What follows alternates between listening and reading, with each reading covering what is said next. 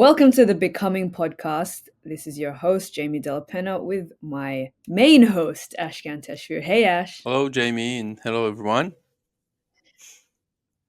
This is episode 2 to discover the understanding of metacontent, sense making, meaning, unknown, uncertainty, and confusion, and how we seek knowing. This was such a juicy episode 1, Ash. Don't you agree? Yeah, yeah.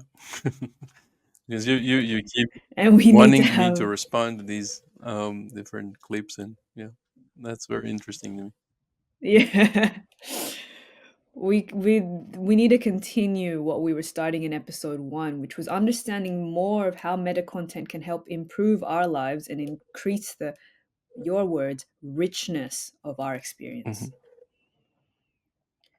So let's start with the next clip. Famous saying that above all in science, you must not fool yourself because you are the easiest person to fool. So knowing that bit of meta awareness of oneself as a fallible thinker, which doesn't come naturally, but what that comes naturally is, I'm obviously right. And it looks right to me here inside my skin. And it's the cognitive leap to get out of my skin that makes me create space for people who disagree with me. He actually has quite similar views to yourself, Ash.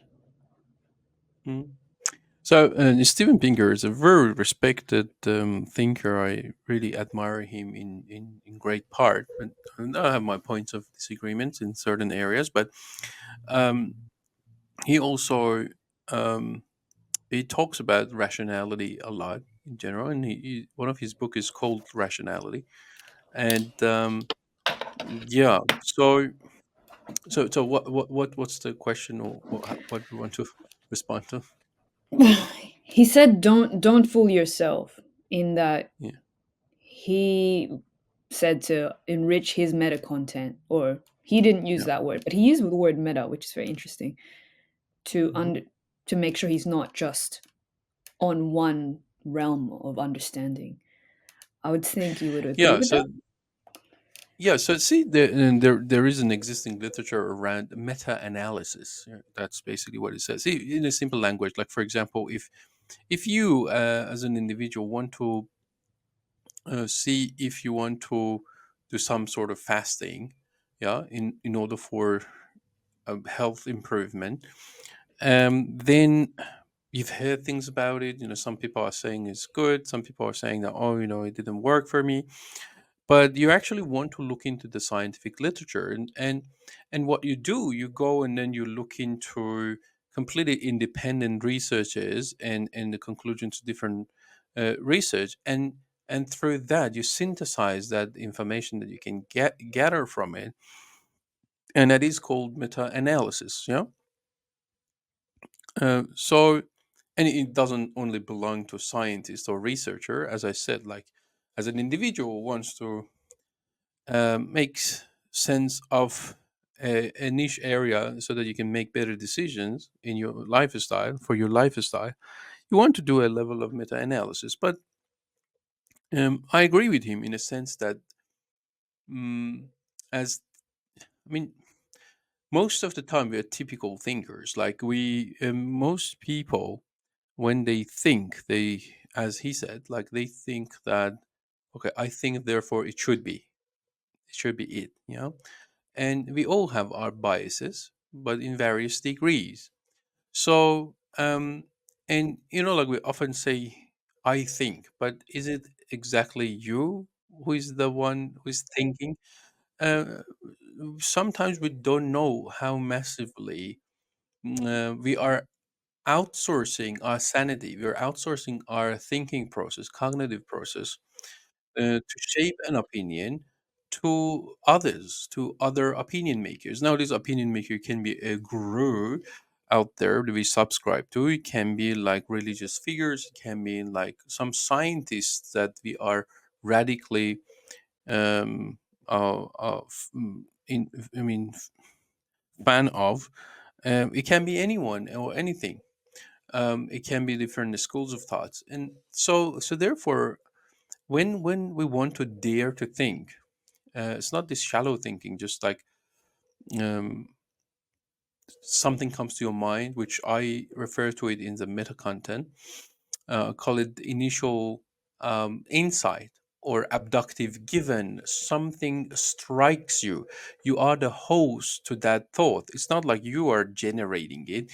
It just comes from an unknown source. And sometimes we can, like trace it and then see where the source was. But sometimes, and this is not a kind of a divine conversation necessarily. I'm not necessarily talking about revelations from divine. I'm also talking about these things that you encounter text on a billboard while driving, and that can strike you. That can generate an initial insight for you. Something you see, it brings your mind. It takes your mind somewhere. Sometimes you have a very simple, casual conversation with a very close friend of you, and it brings your attention to something that. So there are times. I mean, in our sense making process, the initial phase of it often is this stage of reception of initial insight. So now, a typical thinker is a person who immediately take that initial insight and go, "Yeah, that should be it. This is what I think." And as I said, like we cannot even fully take credit of uh, we are the generator of these thoughts because sometimes it's a given. So, for example, Newton was sitting there, and then he's seeing that this apple is falling from it. That common story that everyone says. So now, if he, yeah, if he was a typical thinker, um, then he would go, well, like whatever it just I immediately saw, it's correct. That's not what you do when you actually want to be rigorous with your scientific thinking, with your even philosophical reasoning, as another epistemological approach. So you want to take that. You don't want to be super excited about that initial given. There may be some level of truism associated with that, but we need to see. See, so from a scientific perspective, we often call it an assumption or hypothesis. Like you're going to come up with hypothesize that okay, so this is what it is. And as I said, and I would like to emphasize again, sometimes, or perhaps most of the times, is not us who generate that hypothesis. It strikes us. Yeah, it comes to us. We are the host to that abductive given or initial insight. Then, if you are a scientist, for example, tapping into the meta content of science, tapping into then in that meta content, another layer in meta content is actually paradigm. Which paradigm of science you're going to tap into? Let's say, for example, when we were talking about Richard Dawkins, he may be very interested in positivism, a kind of a true false um, um, approach to science, exact science, going okay, see, knowledge should be something that it can be 100% measured using the right tool. Yeah. So you may come from that perspective as a scientist, or, sorry, you tap into that paradigm in the domain of science. These are the keywords that I have in the nested theory of sense making in the meta content book. Or there are other scientists that we cannot generalize. You say all scientists, yeah. There are other scientists that they may be more in favor of other paradigms within science, like interpretism, constructivism, pragmatism, and there are scientists that I would love them so much that they're not that dogmatically have ways of or like paradigms that they are so indoctrinated themselves in. They go, okay, so now the subject to my study is this content, and I think the most appropriate content for this is this paradigm in research. They're not so both into this idea that okay, so this is the paradigm that I'm going to stick to, and everything I'm going to study needs to be in this paradigm within the domain of science. So they're flexible with their overall meta content, and hence with their the that meta content has constituent parts, has these layers. Yeah, they're happy to look into the matter from various different perspectives. They are happy to synthesize the existing literature in that field with a more open mind. And they are happy to take a more pluralistic approach. They're happy to consider various different paradigms, and then see what may suit this particular study. And sometimes even you may engage in or adopt um, multi-dimensional approaches, yeah, mixed methodologies. Yeah, so I'm going to do this part in a qualitative manner, and I'm going to do this other part of it in a quantitative manner. And this part of it is I'm going to take a more interpretistic approach, and here I'm going to take a more constructivist approach. So yeah, so those are the scientists that I would love so much. I think that they have way higher probability of producing authentic knowledge, and something that can be considered a contribution to the whole Mm, body. Yeah. that's So a strong claim. That's a that's a strong claim, yeah, but very I which agree part with is it. Saying that scientists that can see things from different perspectives will be able to do more authentic contributions because obviously from their own perspective existing now, it? Yeah. they obviously from their Yeah. limited Yeah. understanding, they think right now that their contributions are even more pure than if they were to take it from so many different lenses. Yeah. So it reminds me of something very interesting I'm about to share. Hmm. But yeah, so there are times, like for example, like if you're catching up with your friends and over the weekend, and then you're going to decide what activities you guys want to engage in. You don't want to take a scientific approach. You don't want to tap into the meta content of science in its totality. Yeah, so no Yeah. paradigm of science perhaps is going to be extremely effective in supporting you which activity you engage in. There, you want to take a more democratic approach. Perhaps Mm. you're going to come to a kind of consensus through dialogue and voting, and like what most people are comfortable with, or etc. etc. The thing that I wanted to share, which I found it quite interesting, there was a time when before I get married and establish my family with my wife. Obviously, like anyone else who's considering to, like be in lifelong relationship, in partnership, and build families. I was going through my investigation of what this is and shaping my own cognitive map around it, trying to understand what it means to be in a relationship, etc., etc. One of the books that I found quite useful, and I enjoyed so much, and I'm happy to share it with people here. Some may have read it. Was not a scientific book, not a philosophical book. Actually, it was a fiction story called The Rosie Project. And then there's two more volumes of that book that the author Okay. has done. I Rosie forgot the Project. name of the author, but yeah, so we can put the link there. I know that he's an Australian author, was not a professional writer at some point. I've realized when I was looking in this, he was like in the film of data science or something like that.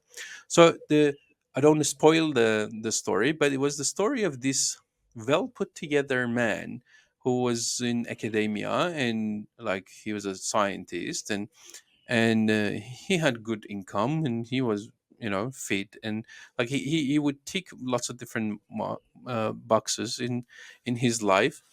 But then he was not in a relationship, and he was taking a scientific approach using surveys and questionnaires and everything, and taking scientific approach in finding his potential life partner. And the story is a little bit humorous, and it has a very special tone in the language as it describes it. But yeah, so that was fascinating, and this is a kind of a thing that I'm saying, like you're not going to solve all different problems or issues that you have in life in your personal life, as well as like the collective matters that we need to be dealing with purely scientifically. Yeah. Mm. Hmm. Awesome. So back away from science and back to someone who you said has a more richer view of things. We have Yeah. Sadhguru, and this is his comment on. So because like I would like to add this thing. So Yes, of because we course. were talking about Steven Pinker, so Steven Pinker is also amongst the people that, in my evaluation and understanding it. So, for example, if you look into his book Rationality, my understanding of what he's saying in that book, at the end of the day, is a glorification of rationality. Yeah. Now that Okay. precedes science. Yeah. So it's a broader thing when we say rationality is broader than science.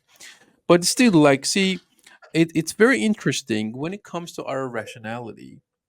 Um, it seems that the advocates for radical rationality, they portray rationality as this purely positive phenomena. They go, yeah, see, like we increased our lifespan through our rationality and with the help of advancement of science. We have managed to build roads, we have managed to invent aeroplanes, and therefore we can travel from here to there, and so many. And these are all factually true.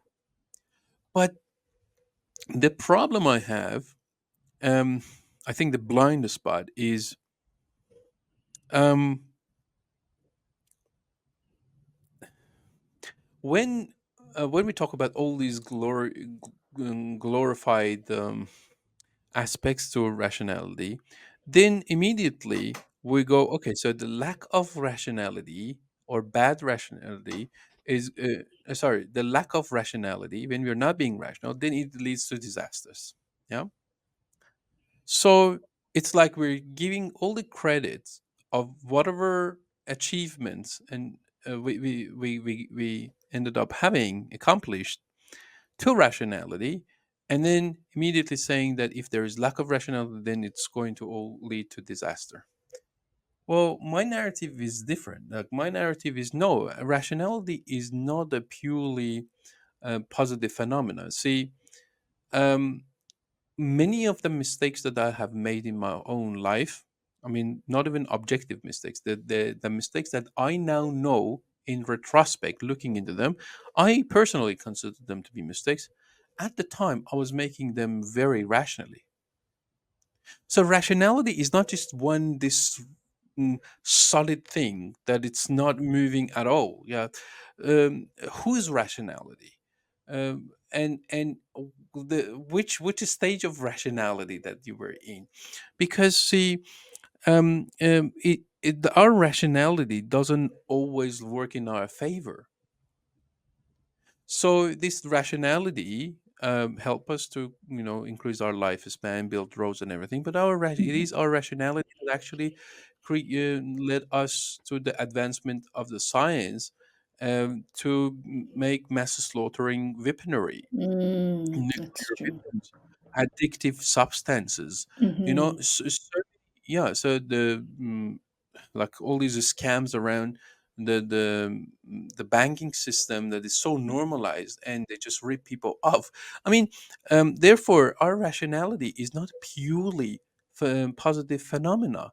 Now this brings us back to this very fundamental conversation that I have in the Metacontent book, where I talk about the invisible. See, we are confused. I start the book talking about confusion. We Hmm. are indeed confused.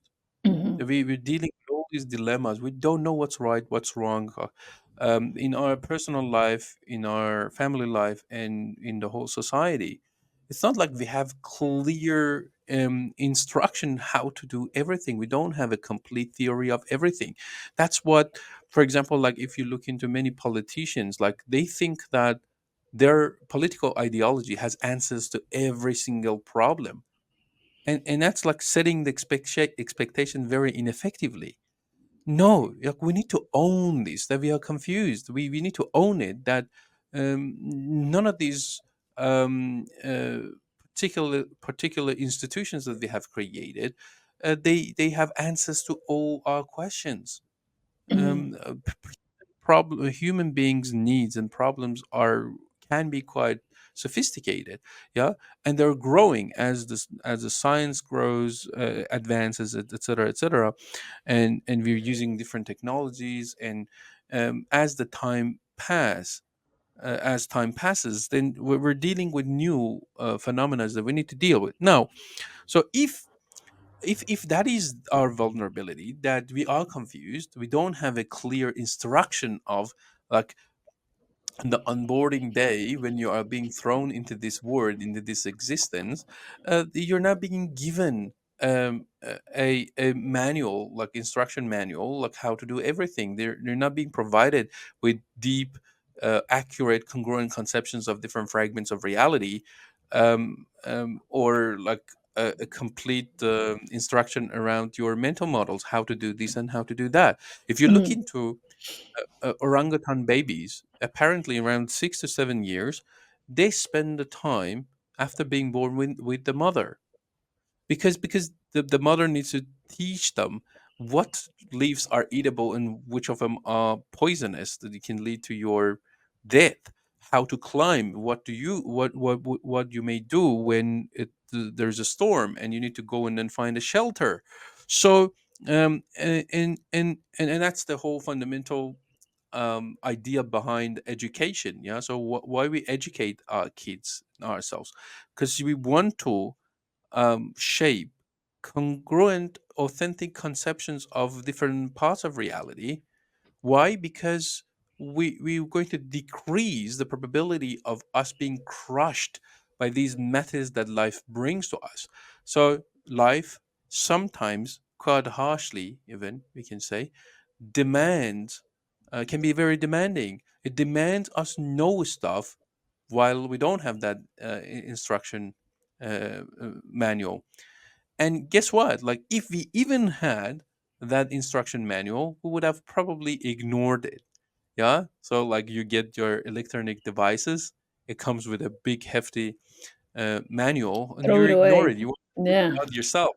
That's our curiosity as human beings. So therefore, we are confused, and there is tremendous amount of things that are invisible to us. There are things that are not visible, at least yet. And this is one of the fundamental beliefs that any scientist or any person should have: believe in the invisible, knowing deeply, leaving from this viewpoint that there are things that we don't know and we don't understand. And there may be things that we will never end up understanding. Why? Because we have this inherent vulnerability, because there are limitations to our sensory abilities. See, your nose is not going to be any effective in comparison with a dog's nose. You can only hear from certain wave or frequencies to certain other frequencies. Like, you're not going to hear. Your ears are not equipped to interpret all sounds that are out there, or these frequencies to be interpreted so that you can perceive them or understand them as sounds. Similarly, there are limitations to our perceptual structure. It's quite ironic sometimes, because, like, you can sometimes we cannot see what is so apparent and visible in front of us, and sometimes we can see things that are not even there, like we can be delusional. Mhm. Like ghosts. So yeah, and then we go, okay, so now these are all limitations, but how about rationality? We have our conceptual structure, we have these Mm. mental processes, cognitive abilities. We go, yes, but those can also be error prone and flawed.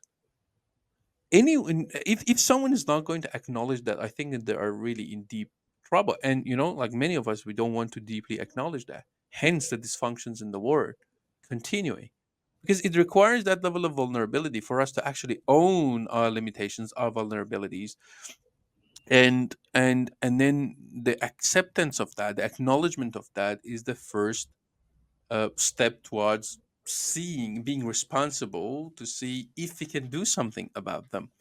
So yeah, I just thought that it's a good place for me to bring this up now that you brought Steven Pinker's conversation. Like, yeah, so we need to be mindful when it comes to our rationality, and that's exactly like due to this confusion, due to that uh,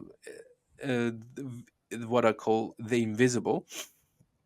Then when you deeply mm, m- try to understand the nature of knowing, what how our consciousness works, and which we don't know much, by the way. And like if we get the level of understanding of what I've just said, then you are going to be very appreciative of what I call authentic awareness. And in big part, when it comes to authentic awareness, or shaping valid, congruent understanding of different parts of reality, so that you can live a well-lived life, it increases the probability of you fulfilling your intentions. Then you're going to respect true science. So, and that's exactly where, like when we respect science as a relatively reliable way of understanding some good part of particularly material reality. But then immediately we realize that, uh, of course, we need to continue looking into science and advanced science and everything. There's no doubt in that. But then there are certain areas that's not even um, the realm that science can massively help us in. Mm. Yeah, yeah. And So and then yeah, and one of the realms that science can't help so much would be, I would say, personal growth and personal understanding of that. That's hard. Difficult for science. So we have a clip here from Sadhguru, who sort of takes his take on things, and would love to hear your comment on it. sure. You take a break sometime, just 24 hours, and don't read, don't watch television, don't use a phone. Simply sit in your room, alert, not sleeping. And if you watch the nature of your mind, you yourself will certify this is a madman. Because for most people, their mind cannot stay on any one thing. Unless they're in activity, simply they cannot be here. In compulsive state of psychological activity is on. When you are like this, you cannot be. Being has to happen. Only then togetherness will be very rich. If you know how to be by yourself, then coming together will be hugely rewarding and of tremendous value. That means we came together consciously. So how could we Yeah. link something like this to meta content? So first, I just want to mention something, because like when you were talking about like personal growth and science, well, part of the personal growth can be leveraged. I mean, can leverage science. Like we should acknowledge that definitely. Oh, Just sure. wanted to put out there, but There yeah. you go. So, but yeah. So, for example, like creating sense of meaning and Mm. things like that, then it's way more multidimensional than just purely trying to address it through exact sciences. So yeah, I mean, so what I could hear in what he was saying is what is often referred to as mindfulness. You know, and this um, acknowledgement that your being precedes your even thinking.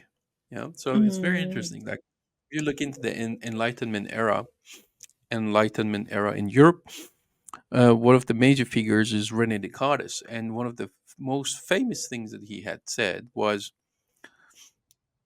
um, he said that I think, therefore I am. Now, he was a mathematician, and I think he had a very logical or logically trained mind, and it could have been expected of him to say such a thing. And then I think that in one of the books, I forgot the name of the book by Will Durant, like in History of Philosophy or something like that. I can't recall the name of the book. actually was criticizing Rene Descartes on what he said, and he said that that made philosophy vulgar, or some harsh language he used. Like, I'm just paraphrasing. It was a long time ago when I read it. So the thing is, yeah. So and being is the one of the cornerstones of the focal point of my previous body of work. Being, which is the name of the book up there, and human being. So being on itself without any activity is a thing to be present to. Now, again, if you want to connect it to the meta content, it's like, how do you relate to being? See, many, let's say, very renowned existentialist philosophers in Europe, um, they also talked about this. Like existence takes precedence, um, existence and essence. But then they took it to the level, some, they didn't necessarily lead to a very good place. A good place in a sense that we have evidences now in the history that many have been led through those kind of ideas to nihilism, to the Okay. point that they have dissociated themselves from existence. Now, fundamentally, how a person relates to being, or being there out in the world, matters so much. And I think that, like Martin Heidegger, another, German philosopher, one of the major concerns for him from a philosophical standpoint was nihilism, meaninglessness. And that was a massive thing. And still it is. So in my interactions with many, especially young people, I see that. I see that, like, that lack of purpose or lack of meaning. And it actually, sometimes I see that it impacts their physical health. So now, how you relate to being, or being out there in the world, is part of your cognitive map. Yeah. So we said that you have this network of perceptions, how you perceive it. See, if sometimes, let's say, for example, now that we were talking about the radical rationalists, and Mhm. Stephen Fry, yeah, so is one of the people who, there was this interview where, like, the interviewer was asking him, um, knowing that he's an atheist, he doesn't believe in God, and then he said that, like, if you go to the other world after death, and you're facing God, what would you tell God? And then he was laughing and everything, and saying, of course I don't believe in it. And but then he said that what I would say is something like this. I'm paraphrasing, obviously I can't fully remember it, but say, how dare you creating such a world with this amount of suffering, and like children getting cancer, etc., etc. So fundamentally, like, you can relate to life, being there out in the world, as if like you own it. Now, what does this mean? It's like, do I really own my life? Do I really own my own body? Or it's a given? So did you create yourself, or you just happen to be? Yeah. So this is very interesting if you look into it like that. If you are coming from this viewpoint, or if you have this perception that, see, life, this opportunity of being there out in the world, is a gift, which, like a person like me would take it that way. It's a gift. It could be not like that. You could not be here. This opportunity could have not be given to you. So your fundamental, like, this fundamental belief, this fundamental perception that you have, it's going to manifest itself in many of your decisions afterward, and your behaviors. Now, if you don't see it like that, like, I'm not saying which one is right or which one is wrong. Like, I'm just saying there are different ways that you can relate to life, and this possibility of being. Now, you may turn to this resentful person. You may have problem with the creator. You may have problem. You think that life or existence owes you an explanation of why these things are like the way that they are. So therefore, the way that you relate to each of these ideas, concepts, and is going to massively impact the way that you're going to make decisions and then behave. So now, what he was saying in us getting comfortable with just being sometimes, and the activities that we engage in should not justify our being. It should be the other way, perhaps. So this is something that is worth looking into. And again, this is one of those realms in consciousness that it doesn't comfortably fit into scientific studies. By the way, like when I say scientific study, I mean more exact science. Like often we talk about neuroscience, Mhm. cognitive science, or particular neuroscience. Neuroscience, in a traditional sense, is not an exact science. How so? Well, because like it's a multidisciplinary area. Like it's a combination of various different fields. Yeah, yes, there's this biological side to it where you actually look into the nervous system. Yeah, neurons and nervous system, etc., etc. But there's also the parts that is coming from psychological literature. Psychology on itself is not an exact science as a It's whole. true. Okay.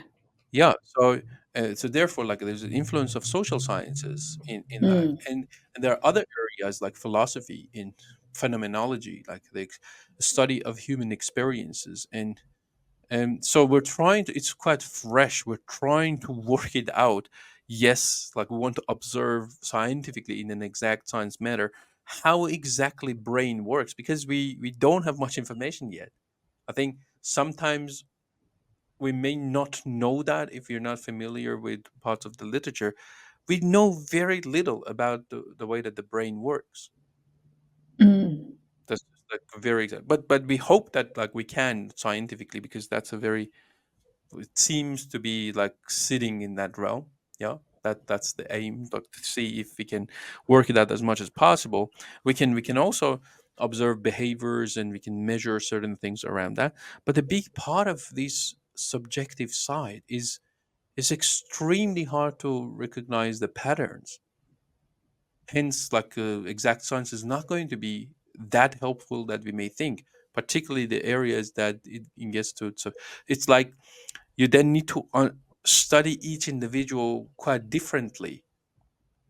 So, and that's exactly where, again, like if I want to link it to the meta content discourse, the meta content is an engineering piece that I've tried to unconventionally marry science and philosophy. Mm. And I think that as we go forward, more and more of these collaborations are crucial. It's not just desirable, are crucial.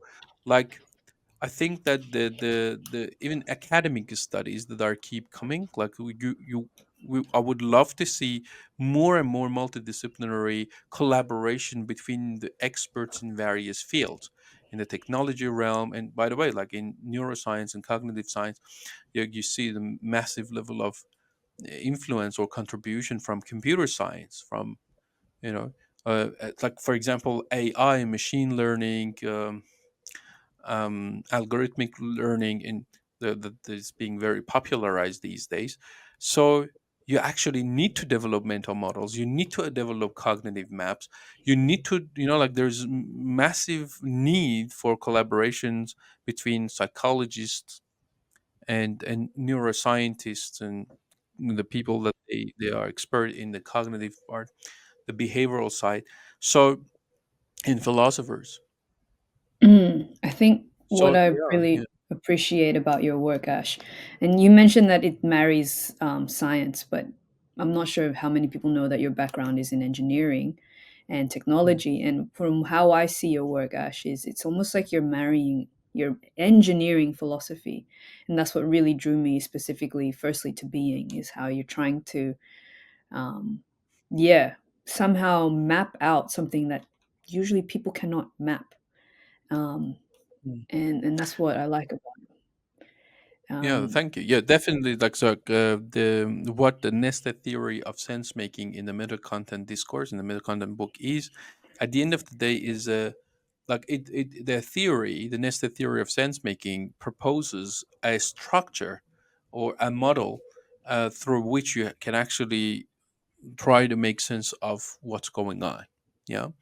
And that piece of it, as you said, is engineered to be that way, and Mm. I hope that it can be useful. um, but yeah, so see, you touched a kind of a nerve. So the thing is,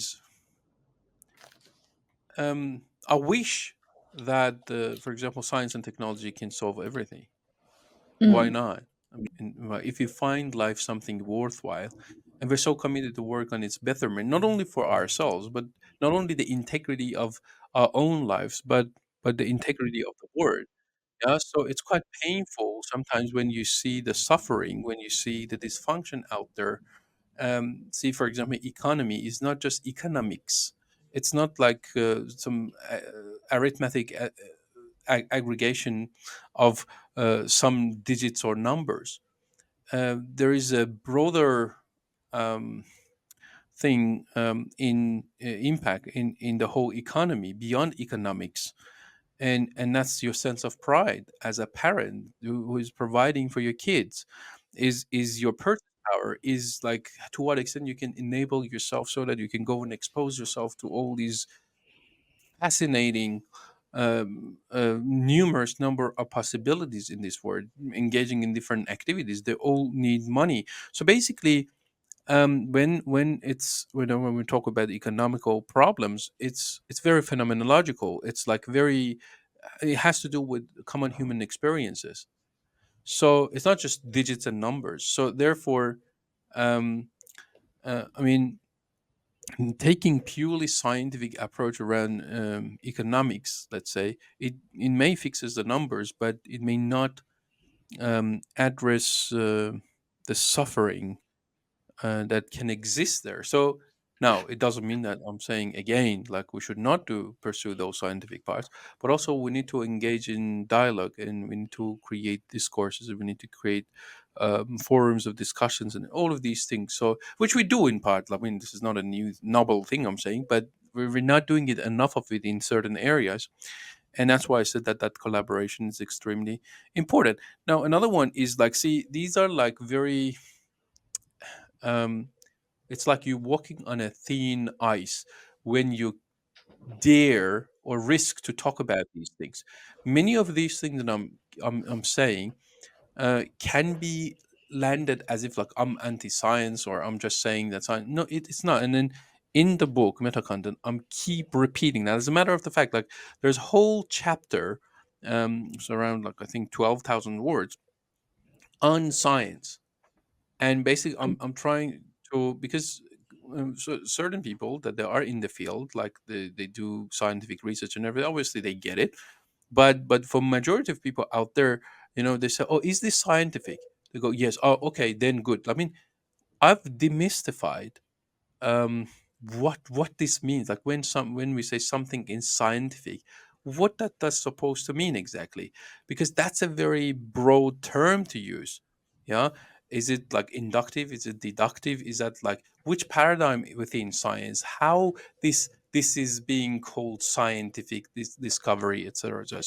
So that then we open our eyes, and therefore like whenever something is being called scientific, then immediately go, okay, and then good.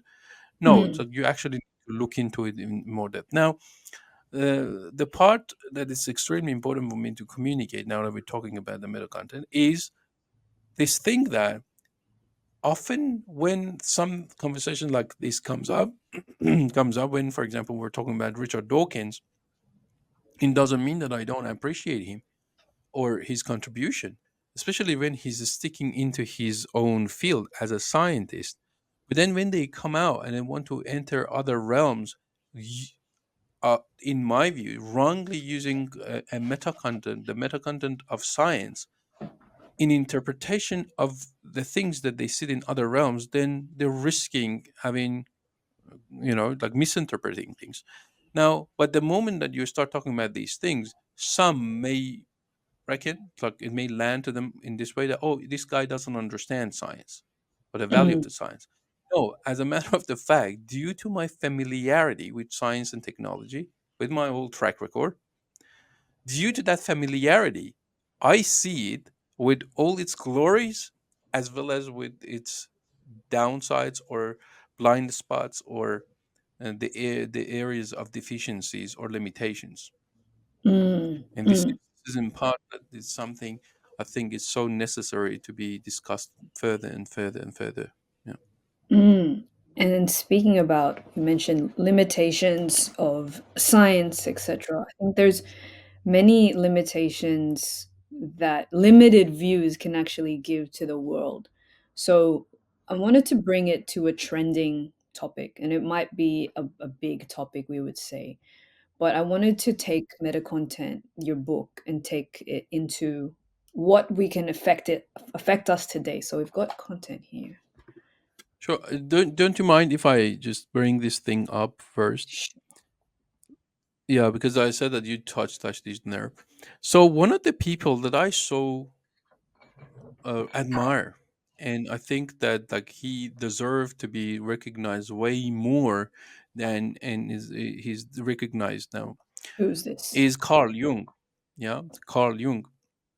He's The ignored. thing is like, well, the thing is, yeah. So like, one of the people who is very very ignored, like in the psychology departments of most major universities today, is him, and it's I found it very unjust, and I think that there's a massive level of misunderstanding of his body of work.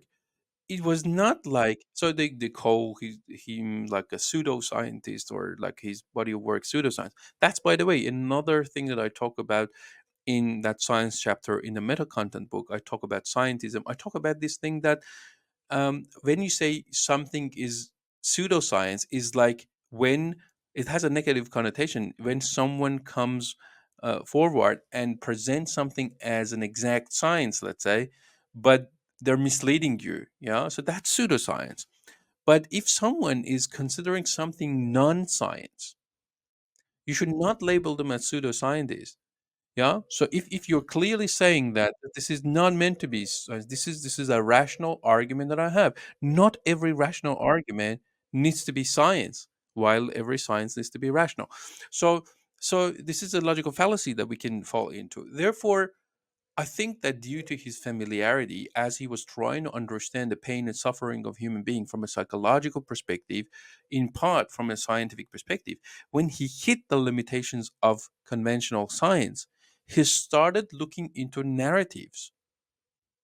And therefore, that Jungian interpretations of literacy is extremely important. The archetypes is extremely important in making sense of how we are being, and due to the fact that like if you, for example, like one of the books that it was a few years ago was released after all this time, it's called the Red Book, which I haven't fully read, but read the good part of it.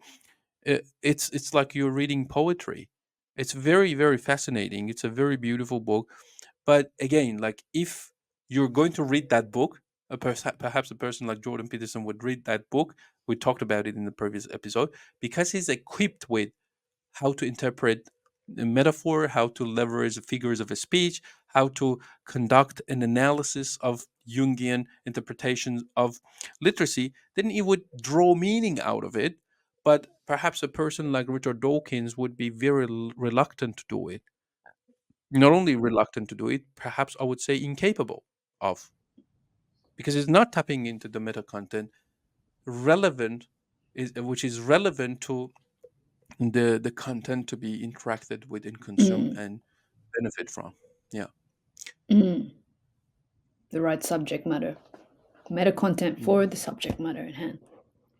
mm, Okay, awesome.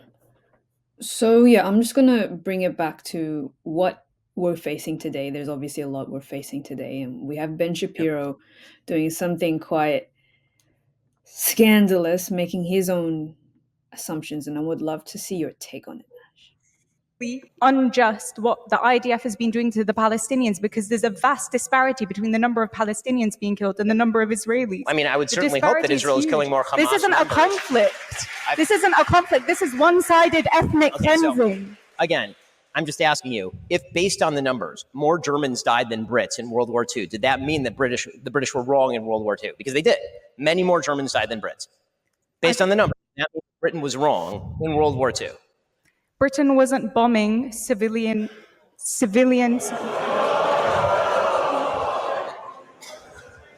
There's a clear You difference. should talk to the people in Dresden, but you can't because they're dead. So yeah, taking that he is seeing it, she's clearly trying to communicate some sort of, obviously, emotion toward this terrible situation, but then he is viewing it from a completely different perspective than she's trying to communicate it. How could we use like an understanding and a deepening of meta content to try to get to a common ground between? I mean, obviously Ben Shapiro is Jewish. This woman is probably Palestinian background or something. How do we use how could we use an understanding of meta content to try to understand each other Yeah. better? Yeah. Okay. So, obviously, I didn't know like what videos even you were choosing, and okay, this is very interesting that you chose this, and um, in the current atmosphere, it's very unwise to discuss matters around this very topic. Yeah, Mm, this is not a matter of fear. This is not a matter of. This is a matter of authenticity, having congruent conceptions of what is going on. Now, but I'll take it from a meta content perspective, so that yes. then we can, without with going into the depth of this matter, we can um, basically use it then as an example. You know, Yes. see, it is quite common for intellectuals or pseudo intellectuals, yeah, the people that they have quite equipped themselves in rhetoric and performance art, and they're extremely good at putting words together, yeah, Mhm. and having an impact. So if you go back to the history of philosophy in the West, in Greece, sorry, at the time that there were philosophers, philosophia, the ones that were being in love with knowledge, um, we we had other people that they were called sophists. Yeah, the word sophistry has the word sophist in it. So the sophists, they believe that there is no objective reality, or if there is, um, um, it's not very comprehensible to human minds. So therefore, it's not much about us discovering the truth, but it's like how we can use rhetoric and language and reasoning to basically convey our point so that it meets our agenda. As a matter of the fact, these sophists at the time, they were, for some of them, they were professionals who would get paid to go and justify something. Okay, so you want me to say this is good? I'll go and then create the case to portray it that it's Mhm. a good thing. Yeah, you want me to show it that it's not bad.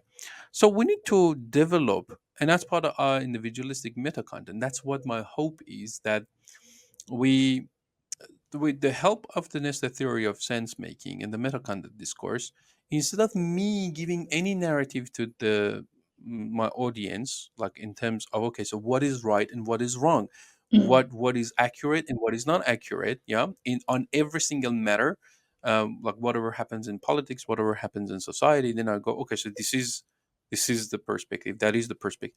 I want to actually encourage us human beings to be able to work out and conduct this meta content analysis, trying to see things from various different perspectives, trying to understand, trying to make ourselves present to various different perceptions of the same idea. Yeah.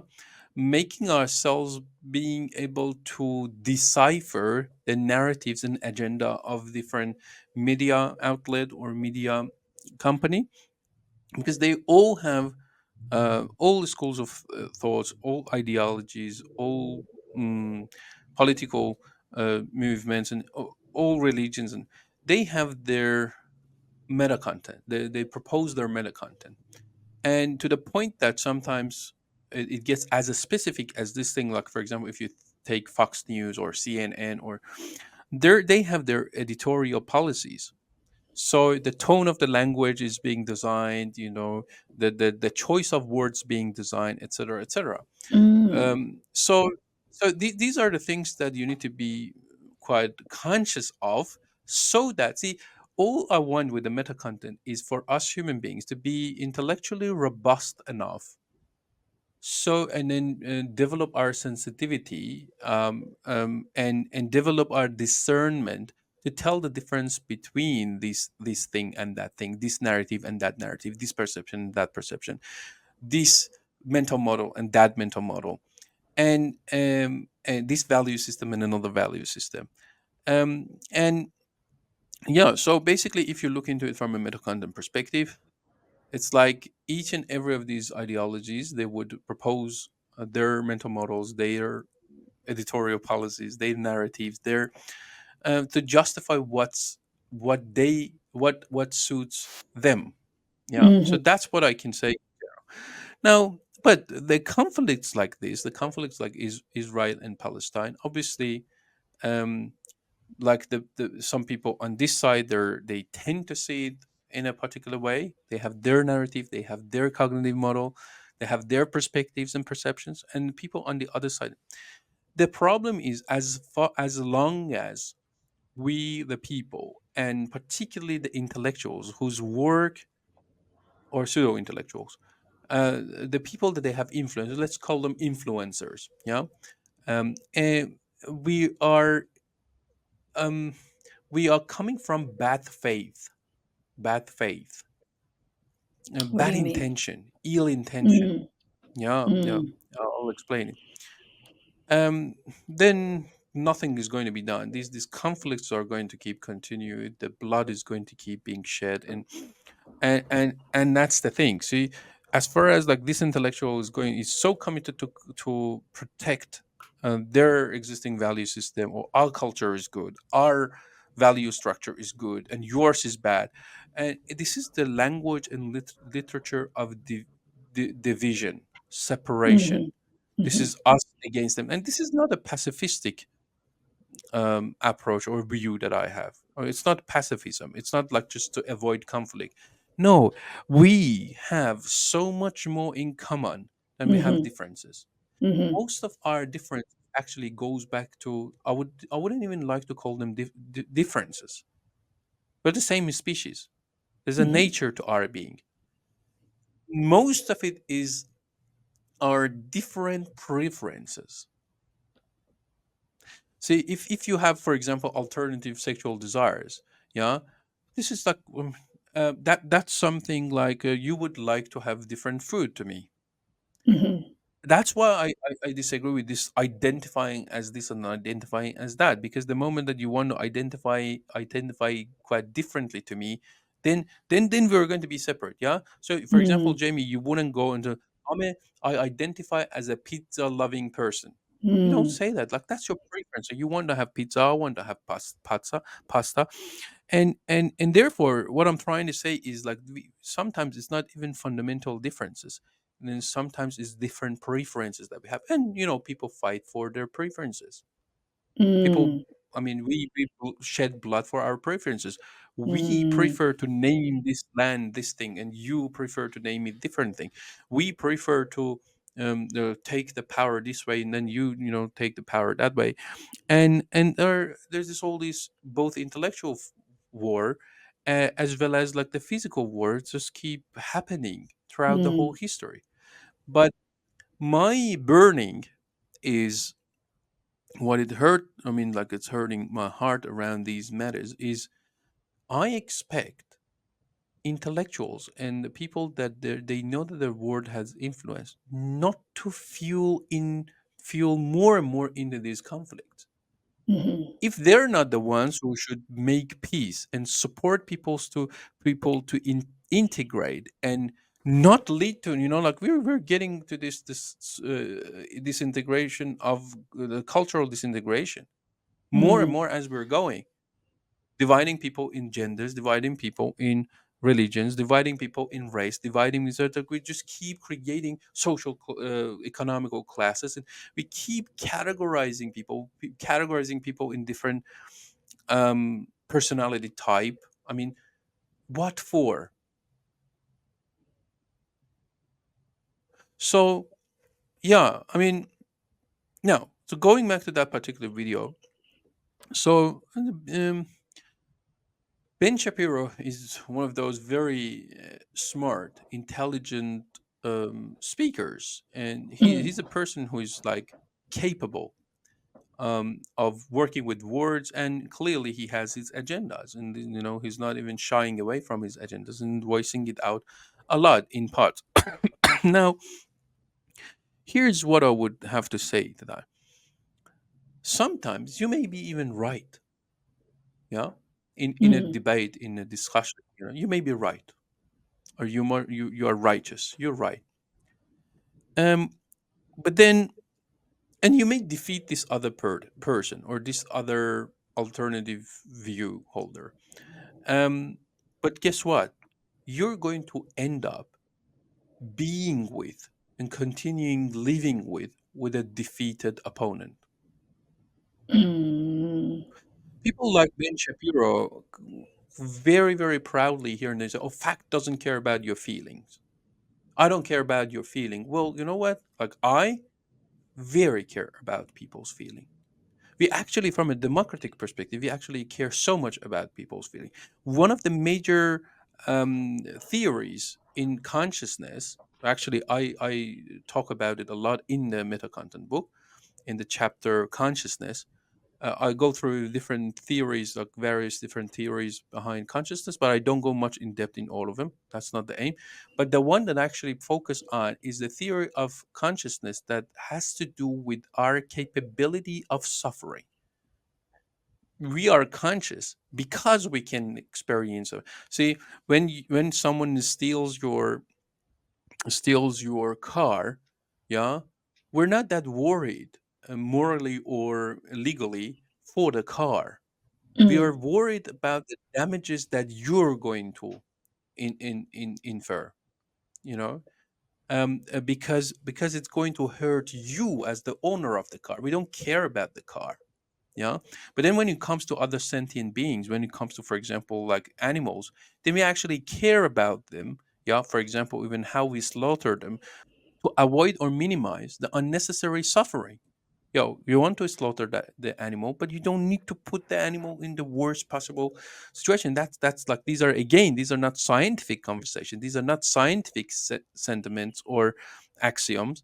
These are ethical Mm. axioms. You know what I mean? These are now. Longest story short, no, we actually, like, the whole democracy works based off feelings. We didn't say So, that, oh, like you, Ben Shapiro, you are way more intelligent. You have a very high IQ. Therefore, you have three votes. And then this Mr. Blah has only one vote. I mean, and technically that makes sense.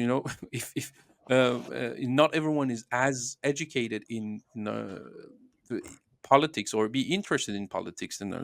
But that's not how it works. Many of these constructs that we have created in the modern civilized world, they're actually purely based off feelings.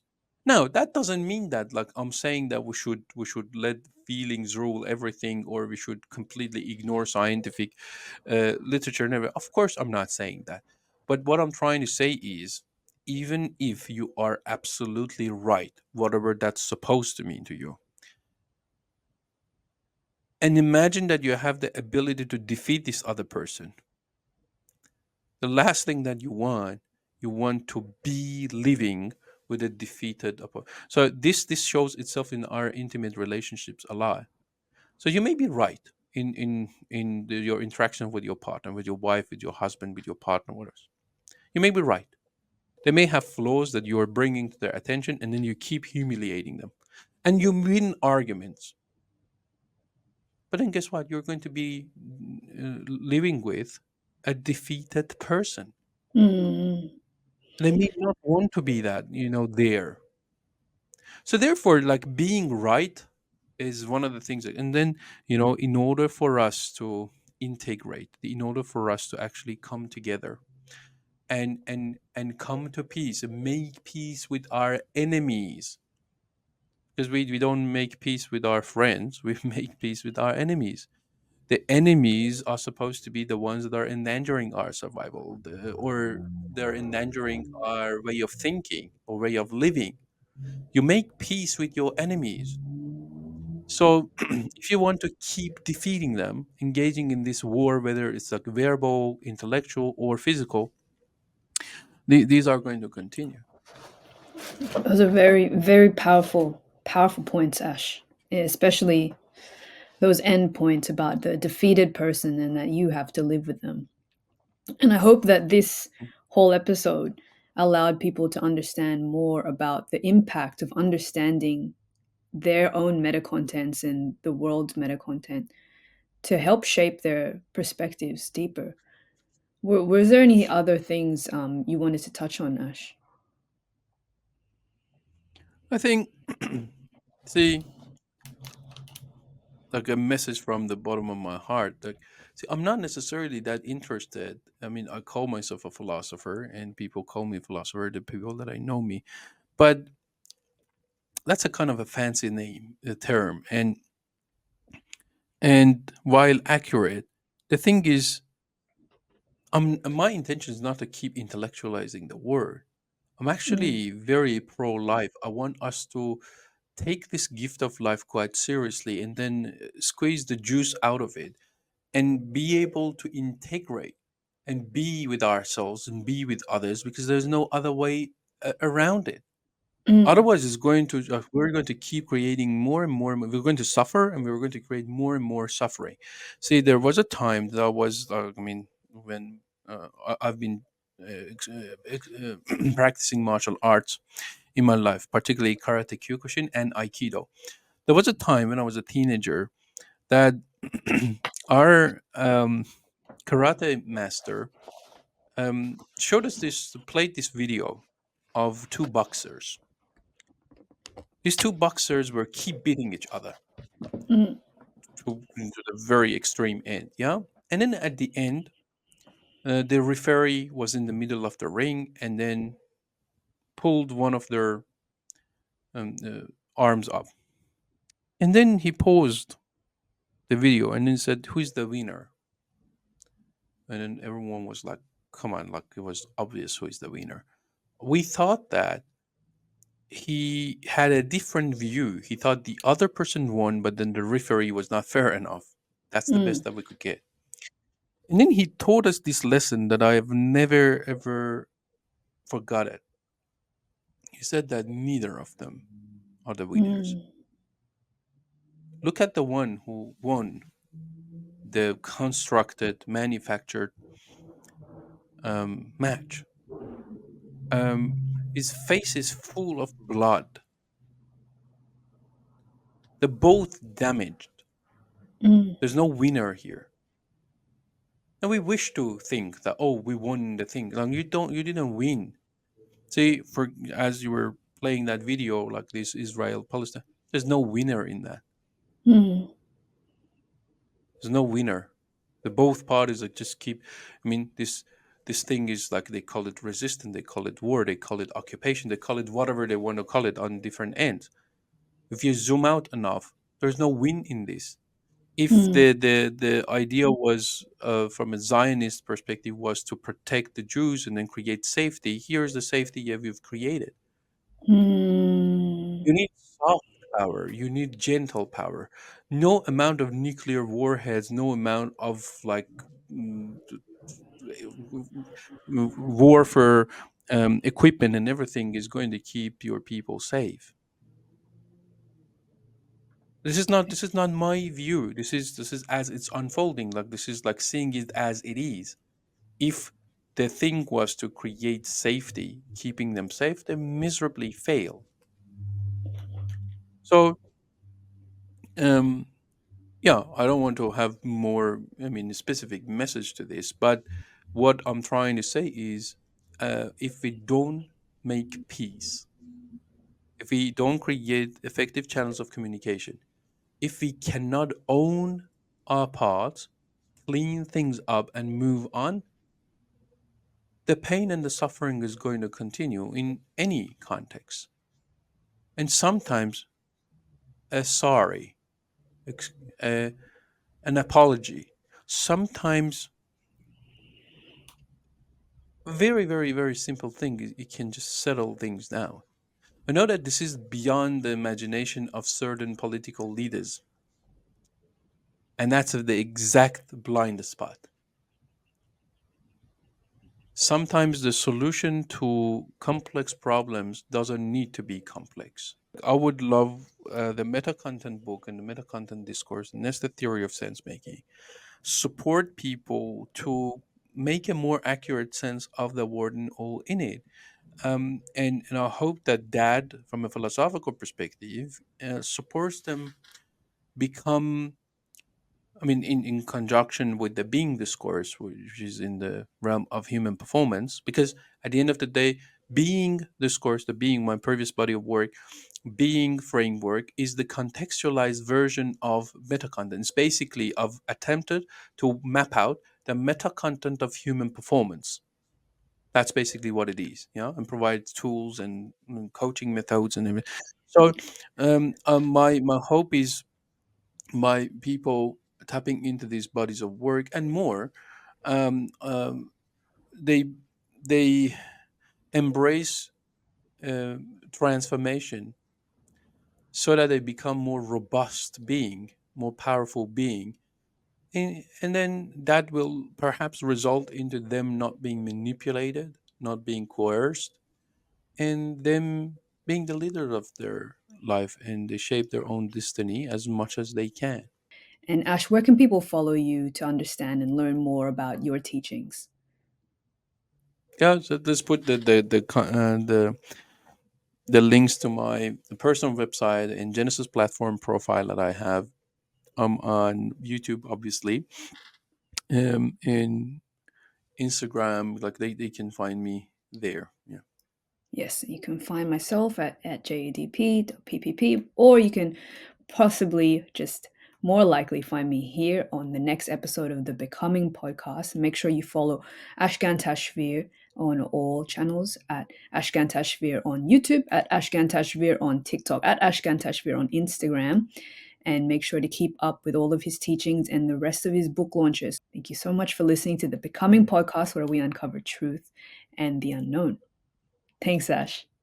Mm. Thank you. Thank you very much, Jaemie. And thank you very much, everyone, for being with us.